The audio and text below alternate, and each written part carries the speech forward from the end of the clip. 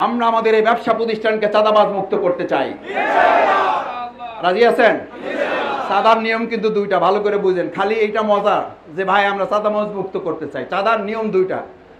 চাঁদা খাবো না, চাঁদা বলেন, চাঁদা খাবো না, চাঁদা খাওয়া হারাম, দেওয়া জায়েজ না, না এটা হালাল, এটা সওয়াবের কাজ। আমার একজন কয় মাসুদ ভাই চাঁদাবাজদের রুখে দাঁড়ান, আমি বললাম চাঁদা দাতাদেরও রুখে দাঁড়ান। কয় ভাই এটা বলেন কি, এটা আমি পারবো না ভাই, আমার এত সাহস নাই। আমি বললাম যাদের নেওয়ার সাহস আছে, আপনি যদি প্রতিরোধ করার সাহস তুলতে না পারেন তাহলে আপনাকে আজীবন দিয়েই যেতে হবে। আমরা চাঁদা খাবো না, চাঁদা দেব না ইনশাআল্লাহ। আসসালামু আলাইকুম ওয়া রাহমাতুল্লাহি ওয়া বারাকাতুহু। আমি আমার প্রধান অতিথিগিরি আপনাদের সকলের জন্য উপহার হিসাবে আপনাদেরকে প্রদান করলাম, এই জন্য যে আপনারা কষ্ট করে আয়োজন করেছেন। আমি আজকে এখানে না আসলেও এই প্রোগ্রাম হয়ে যেত এবং ভালোভাবে হতো, কিন্তু আপনারা যদি না আসতেন, আমি একা এখানে যদি এসে বসে থাকতাম, এই প্রোগ্রাম সফল হতো না। সুতরাং প্রোগ্রামের মূল আমরা না, প্রোগ্রামের মূল সামনে যারা আপনারা বসে আছেন আপনারা। আমরা আনুষ্ঠানিকতার খাতিরে হয়তো একটা টেবিল চেয়ারের ব্যবস্থা করা হয়েছে, কিন্তু আল্লাহর দরবারে আমরা কেউ জানি না যে এই চেয়ারে যারা বসে আছি তারা বেশি সম্মানিত, তারা আল্লাহর কাছে বেশি পছন্দের, নাকি সামনে যারা একেবারে পিছনে যিনি বসে আছেন তিনি আল্লাহর কাছে বেশি পছন্দ, এটা কে জানেন? আল্লাহ তাআলা জানেন। আর এটার উপরে ভিত্তি করে আল্লাহর কাছে নির্ধারিত হয় না যে কে কয়টা দোকানের মালিক, কে কত টাকার মালিক, কে কোন জায়গার প্রেসিডেন্ট, কে কোন জায়গার সেক্রেটারি, কে কোন জায়গার নেতা, কে কোন জায়গার সভাপতি। এটার উপরে আল্লাহ তাআলা সম্মান নির্ধারিত না। আল্লাহ তাআলার সম্মান নির্ধারিত হয় যেটার উপরে, সেই আমলের উপরে আমরা সবাই আলহামদুলিল্লাহ আছি। আল্লাহ তাআলা যেন আমাদের আমলটাকে কবুল করেন, সবাই বলি আমিন। সেই আমলটা কি? সেই আমলটা হচ্ছে পবিত্র রমাদান, যে রমাদানের মাধ্যমে আল্লাহ তাআলা বলেন ইয়া আইয়ুহাল্লাযীনা আমানু কুতিবা আলাইকুমুস সিয়াম।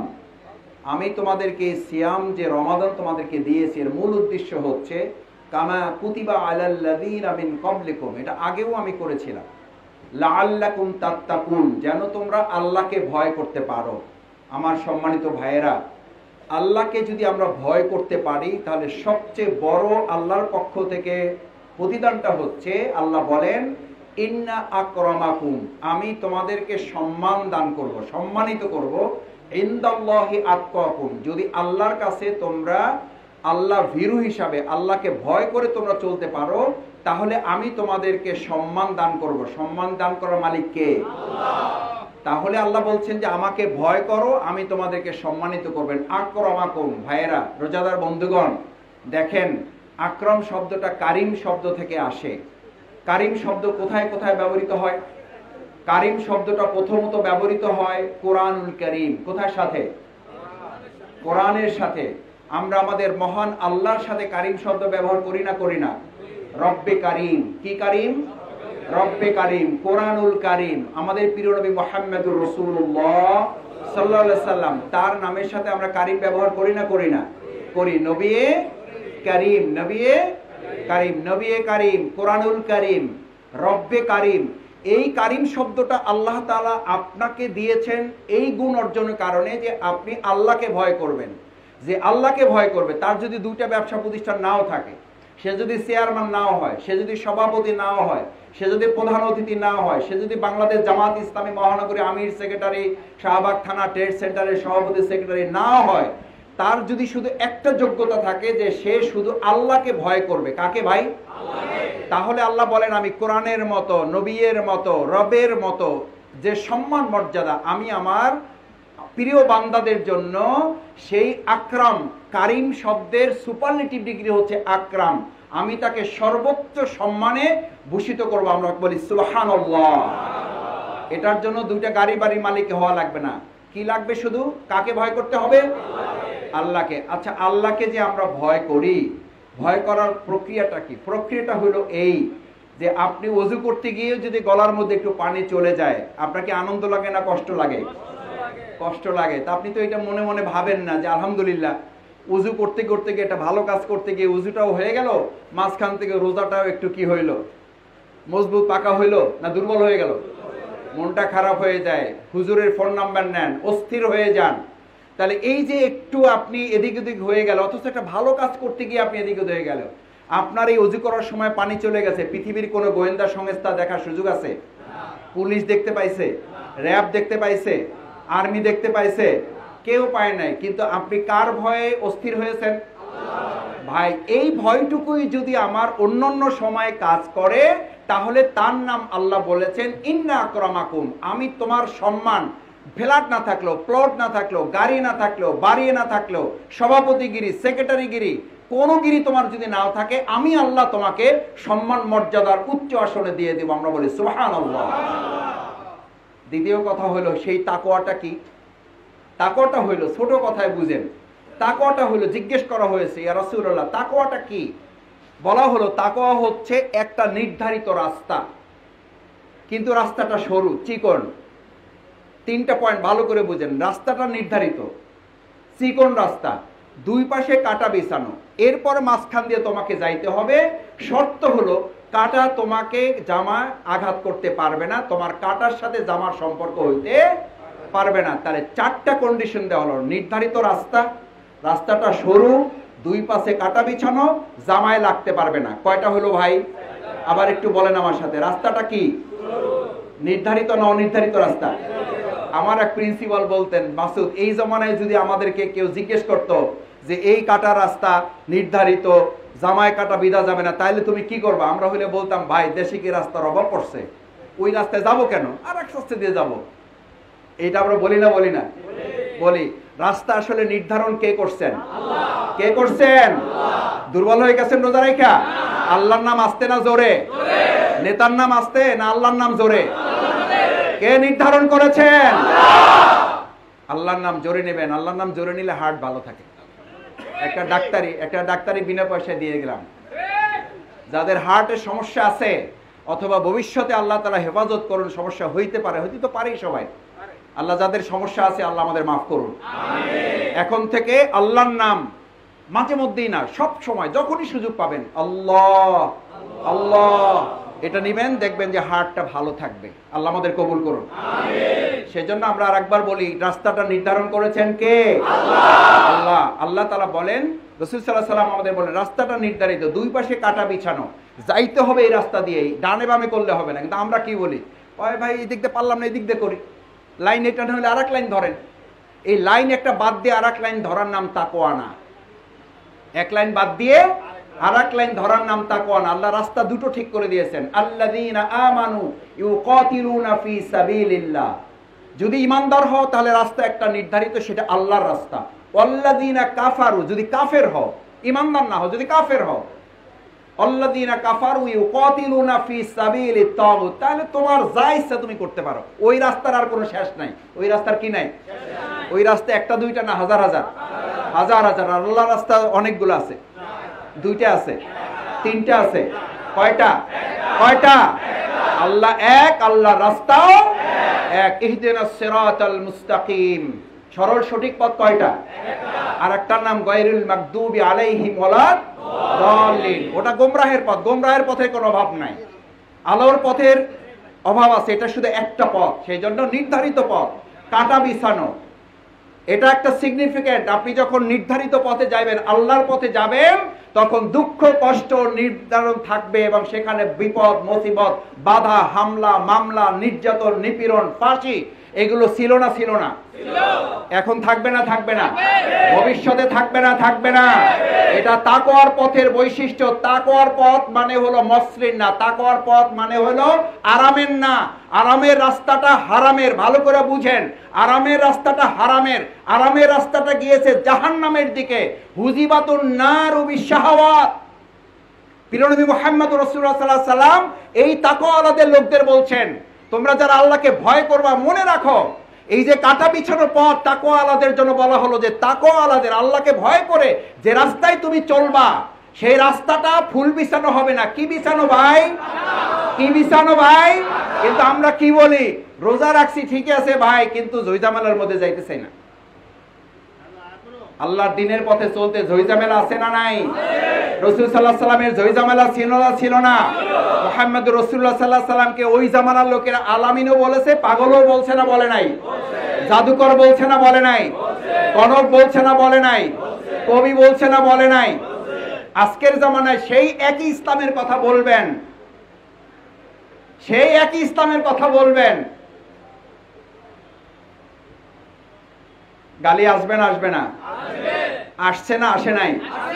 মন খারাপ হয় না হয় না? কয় মন খারাপ হয়? মন খারাপ হবে কেন? এটা কার সুন্নাহ? টুপি দাড়ি কার সুন্নাহ? ওই একই রাসূল সাল্লাল্লাহু আলাইহি ওয়াসাল্লামের পথ অবলম্বন করে যদি আজকে আপনার জন্য গালি না আসে, তাহলে বরং বুঝতে হবে আপনি তাকওয়ার পথে এখন হাঁটাই শুরু করতে পারেন নাই। আমরা এই প্রতিপক্ষের গালিগুলো বহন করার জন্য রাজি আছি কারা দেখি? ইনশাআল্লাহ। আমাদেরকে রাজাকার বলা হবে, আমাদেরকে অমুক বিরোধী বলা হবে, তমুক বিরোধী বলা হবে, কিন্তু আমরা কার পক্ষের লোক? কার পক্ষের লোক? আল্লাহর পক্ষের লোক। এই কাটা বিছানোর অর্থ হলো সত্য সরল সঠিক পথে চলা, মানে হলো এখানে ফুল বিছানো থাকবে না। কি বিছানো? কি বিছানো ভাই? কাটাওয়ালা পথে চলতে রাজি আছেন ইনশাআল্লাহ? কারণ এটা কার নির্ধারিত পথ? ভালো করে বুঝেন। হুজিবাতুন নার বিশাহাওয়াত, আরামের পথ, আয়েশের পথ, উপভোগের পথ, নাজ দিয়া মুমেদের পথ, এটা গেছে জাহান্নামের দিকে। হুজিবাতুল জান্নাতু বিল মাকারে। আর যদি আপনি জান্নাতের রাস্তায় হাঁটতে চান ভাইয়েরা, এটা জামাত ইসলামী রাস্তার কথা বলি নাই, অন্য কোন দল মত পথের কোন রাস্তার কথা আপনাকে বলতেছি না। এটা জামাত ইসলামীর কোন বক্তৃতা, আমিরের কোন বক্তৃতা শোনাচ্ছি না। এটা বক্তৃতা বলছি প্রিয়নবী মুহাম্মদুর রাসূলুল্লাহ সাল্লাল্লাহু আলাইহি ওয়াসাল্লামের বক্তৃতা। ক্বালা রাসূলুল্লাহ সাল্লাল্লাহু আলাইহি ওয়াসাল্লাম হুজিবাতুল জান্নাতু বিল মাকারে। তুমি জান্নাতি না জাহান্নামী, এই কথা বললে আমাদেরকে কেউ কেউ বলে আমরা জান্নাতের টিকিট বিক্রি করি। আরে ভাই, জান্নাতের টিকিট বিক্রি করার মালিক এই দুনিয়াতে কেউ না, জান্নাত দেওয়া না দেওয়ার মালিক কে? কিন্তু সেই জান্নাতের রাস্তা দেখানোর দায়িত্ব আমাদের পরস্পরের আছে না নাই? যারা ঘন্টার পর ঘন্টা আলোচনা করেন জান্নাত জাহান্নামের কথা, এক সেকেন্ডের জন্য বলতে পারেন না, তারা বরং আমাদেরকে জাহান্নামের দিকে ধাবিত করেন, তাতে কোনো সন্দেহ নাই। এরকম ইফতার মাহফিল আজকে হাজার হাজার বাংলাদেশে হচ্ছে না? হচ্ছে না? আমি আপনাদেরকে হলফ করে বলে দিলাম, চেক করে দেখুন, সোশ্যাল মিডিয়াগুলোর বক্তৃতা শুনুন, সেখানে জান্নাত জাহান্নামের কোনো আলোচনা নাই। আলোচনা আছে রাজনীতি, নির্বাচন আর সমস্ত কিছু দুনিয়া নিয়ে, সেখানে পরকালের কোনো আলোচনা নাই। তার মানে হলো যারা পরকালের কথা মনে করায় না, তারা মূলত আমাদেরকে জাহান্নামের দিকে ধাবিত করে। আমার ভাইয়েরা, এই রোজার গুরুত্ব কেন? এই রোজার কোন গুরুত্ব কি? এটা যে একটা মাস, 12 মাস, আরবি আরো মাস আছে না নাই? আল্লাহ তাআলা বলেন বিসমিল্লাহির রহমানির রহিম, শাহরু রমাদান আল্লাযী উনজিলা ফীহিল কুরআন। এটা 12 মাসের মধ্যে একটা মাস। পার্থক্য হলো এই মাসে কি নাজিল হয়েছে? কি নাজিল হয়েছে? আমার ভাই, সেই মাসে আপনি ইফতার মাহফিল করবেন। আমি বলি অনেক সময় বিয়ে বাড়িতে গেছেন, খাইলেন দাইলেন, ছবি তুললেন, সেলফি তুললেন, সবার সাথে কোলাকুলি করলেন, আসার সময় শুধু জিজ্ঞেস করলেন ভাই খাইলাম দিলাম তো ভালো, ডেকোরেশন তো সুন্দর, লাইটিংও ভালো লাগছে, বর কই? আমি তো হ্যাঁ একটু সালাম দিয়ে যাইতে চাই, একটু হাত মিলাই কোলা করি, হ্যাঁ লাগে একটা ছবি তুলতে চাই। ওই লোক দুঃখ করে বললো, কয় ভাই কি করবো, আফসোসের ব্যাপার, খাওয়া দাওয়া ভালো হয়েছে, ডেকোরেশন ঠিক আছে, লাইটিংও ঠিক আছে, কিন্তু মুশকিল হইলো এই প্রোগ্রামের বর আজকে হাজির হয় না এবং উনি হাজির হওয়ার কোনো সম্ভাবনা। আমার ভাইয়েরা, পিছনে একদম যে আছেন দাঁড়িয়ে বলেন, ওই বিয়ের প্রোগ্রাম সফল না ব্যর্থ? সফল না ব্যর্থ? এই রমজান মাসে আপনি দুনিয়ার সব আলোচনা করবেন, অথচ কোরআনের আলোচনা করবেন না, ওই আলোচনা ব্যর্থ না সফল? ওই ইফতার মাহফিল সফল না ব্যর্থ? কারণ এই মাসের মর্যাদা কি মাসের কারণে না কোরআনের কারণে? এই কোরআন হলো রমজান মাসের বর। কোন মাসের বর? বর কে? বর কে? বর কে? কোরআনের সাথে মাসের মর্যাদা বাড়ছে, ওই জন্য মাসের মর্যাদা আল্লাহ বাড়াই দিয়েছে। বরের সাথে বিয়ের সম্পর্ক বলে বিয়ের অনুষ্ঠানের মর্যাদা বেড়ে যায়, বর না থাকলে অনুষ্ঠানের কোনো মূল্য নাই। আর যে মাসের মর্যাদা নিয়ে আজকে আলোচনা করছেন কোরআনের কারণে, ও ভাই এটার জন্য কামেল পাস করা লাগবে না, ডিগ্রি অর্জন করার দরকার নাই, ডক্টর হওয়ার দরকার নাই। যেই মাসের সাথে কোরআনের সম্পর্কের কারণে আল্লাহ মাসের মর্যাদা বাড়ায় দিয়েছে, ওই কোরআনের সাথে যদি আমার প্রিয় ভাই সম্পর্ক করে, ভাইয়ের মর্যাদা বাড়বে না কমবে? ওই কোরআনের সাথে যদি ট্রেড সেন্টার সম্পর্ক করে, এই ট্রেড সেন্টারের মর্যাদা বরকত বাড়বে না কমবে? আমার আমার ভাইরা এবার জিজ্ঞেস করতে চাই, কোরআনের সাথে সম্পর্ক করে মর্যাদা বাড়াবো নাকি মানুষের সাথে সম্পর্ক করে মর্যাদা বাড়বে? কার সাথে সম্পর্ক রাখবো আমরা? কার সাথে? কার সাথে? তাহলে আমার সাথে স্লোগান ধরুন, আমার সাথে স্লোগান ধরুন, কোরআন আছে যেখানে, কোরআন আছে যার সাথে, কোরআন নাই যার সাথে, আমরা নাই, আমরা নাই, আমরা নাই। এটা কি রাজনীতি না এটা আল্লাহর নীতি? এটা কি রাজনীতি না আল্লাহর নীতি? এটা কি জামাতের নীতি না আল্লাহর নীতি? ইমানদাররা কার নীতি গ্রহণ করবে? ব্যবসায়ীরা কার নীতি গ্রহণ করবে? যদি ব্যবসায়ীরা আল্লাহর নীতি গ্রহণ করে তাহলে আমাদেরকে আল্লাহ কারুন বানাবেন না ওসমান বানাবেন? কারুন হইতে রাজি আছি যারা হাত জাগান। 4-5 জন পাওয়া গেছে। তাও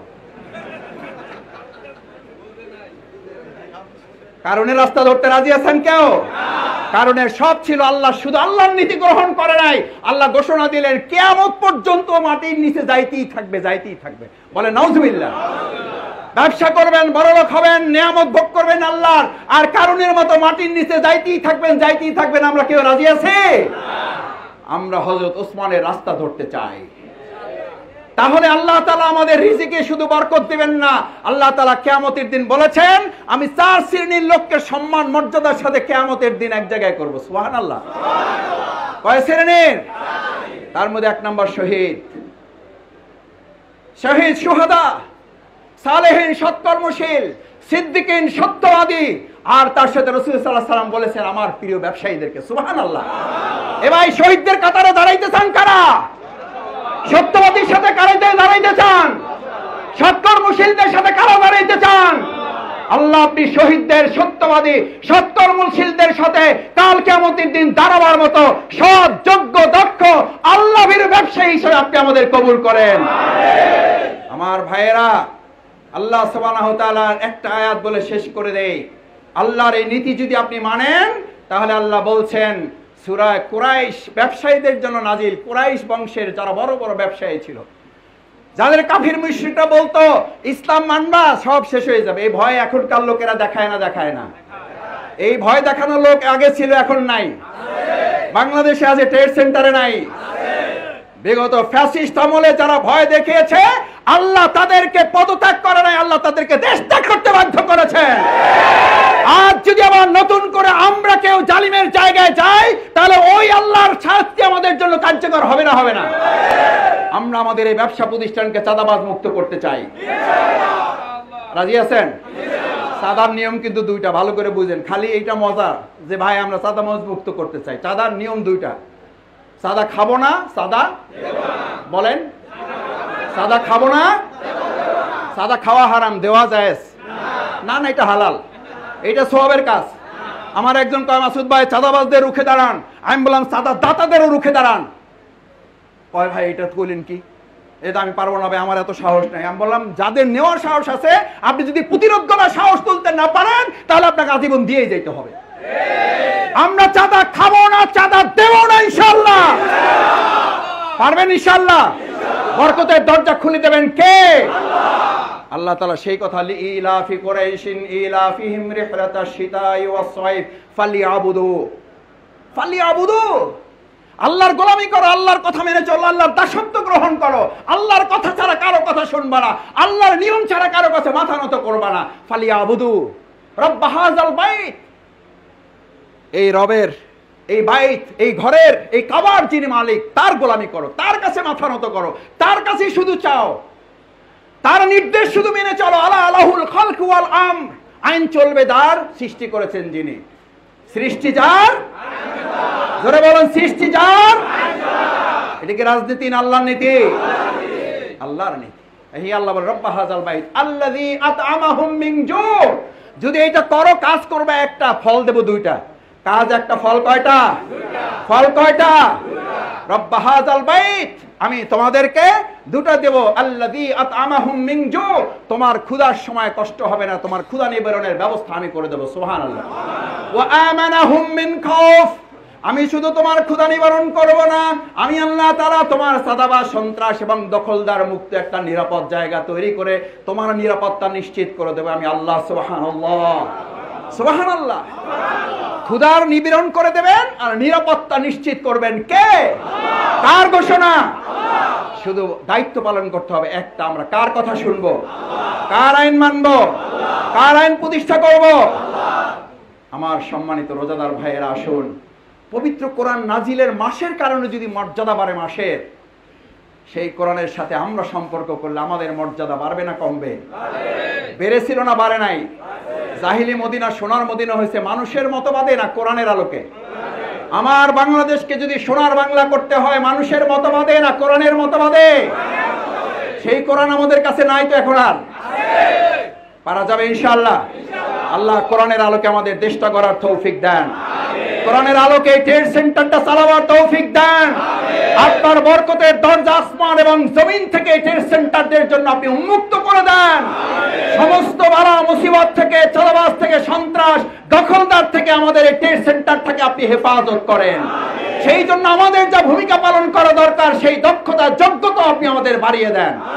সেই প্রত্যাশা ব্যক্ত করে আপনারা যারা কষ্ট করে আজকের ইফতারে সম্পৃক্ত হয়েছেন, আল্লাহ আপনাদের সকল ইফতারগুলো, সাহারিগুলো, কিয়ামুল লাইলগুলো, তেলাওয়াতগুলো, সাদাকাগুলো কবুল করে আমাদের মৃত বাবা মার জন্য, ভাই বোনদের জন্য, আত্মীয় স্বজন যারা পৃথিবী ছেড়ে চলে গেছে, আল্লাহ রমাদানের কারণে মাফ করেছেন, আল্লাহ মেহেরবানি করে কিয়ামত পর্যন্ত তাদের আযাব আপনি মাফ করে দেন।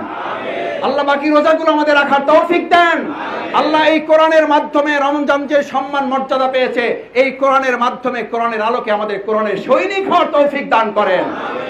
আল্লাহ তাআলার কাছে সেই তৌফিক কামনা করে আপনাদের কাছে হাজির হওয়ার যে সুযোগ পেয়েছে এবং আপনারা আমাকে যে স্মরণ করেছেন, এই জন্য আপনাদের প্রতি আবারও কৃতজ্ঞতা। আল্লাহ তাআলার কাছে উত্তম যাজা কামনা করে আমাদের জন্য দোয়া চেয়ে, বাংলাদেশ জামাত ইসলামীর জন্য দোয়া চেয়ে, এখানকার নেতৃবৃন্দ যারা আছেন কোনো ভুল ত্রুটি করে থাকলে মানুষ হিসাবে আমাদেরও ত্রুটি আছে, সেই ত্রুটিগুলো আপনারা ধরিয়ে দেবেন।